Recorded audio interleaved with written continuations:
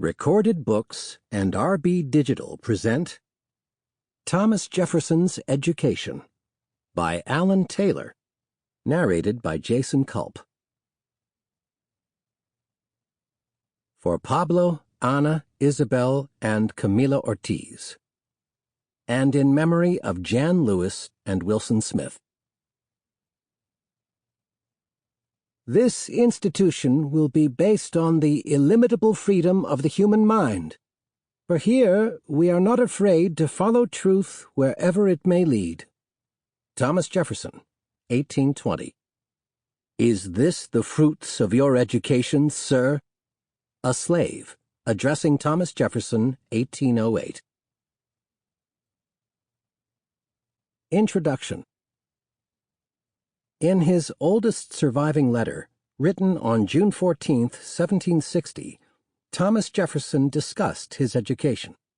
Jefferson lived on the family plantation known as Shadwell, or the Mountain, near where he would later build Monticello, in Albemarle County, Virginia. Aged 17, he sought permission from the executor of his father's estate to attend the College of William and Mary in Williamsburg. In the first place, as long as I stay at the mountain, the loss of 1/4 of my time is inevitable, by companies coming here and detaining me from school. He added, by going to the college, I shall get a more universal acquaintance, which may hereafter be serviceable to me. Jefferson was an unusual young man, the first, and probably the last, who could plausibly pledge that he would party less if he went to college. While seeking distance from the gregarious sociability of wealthy planters, he also aspired to universal acquaintance, which meant building ties with sons from other prominent families. How he could make useful new friends while reducing sociability, Jefferson did not explain. 48 years later, in a letter to his grandson, Jefferson credited education for saving him from the society of horse racers, card players, and fox hunters. When he recollected the various sorts of bad company with which I associated from time to time, I am astonished I did not turn off with some of them and become as worthless to society as they were. Education enabled him to make the most of his privileged birth, large inheritance, and powerful friends, by serving society rather than playing cards, racing horses, and hunting foxes. Jefferson had mixed feelings about his fellow Virginians, longing for their approval while hoping to reform their sons through improved education, just as he had transformed himself. In Jefferson's Virginia, most education was informal and took place in households, where parents taught sons and daughters how to make a living, usually by farming or housekeeping.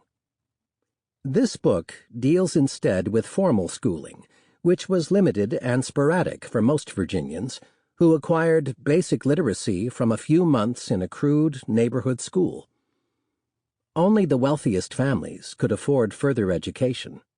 Several years in the study of foreign and ancient languages and the new sciences at an academy and then college. In Jefferson's youth, the colony had only one college, while the post-revolutionary state had 3 until 1825, when Jefferson's university made 4. Excluded from academies and colleges, females rarely even went to a primary school. This book examines Jefferson's efforts to reform Virginia through education. Treating curriculum only in passing, I explore the social relationships of education between professors, teachers, students, parents, and politicians.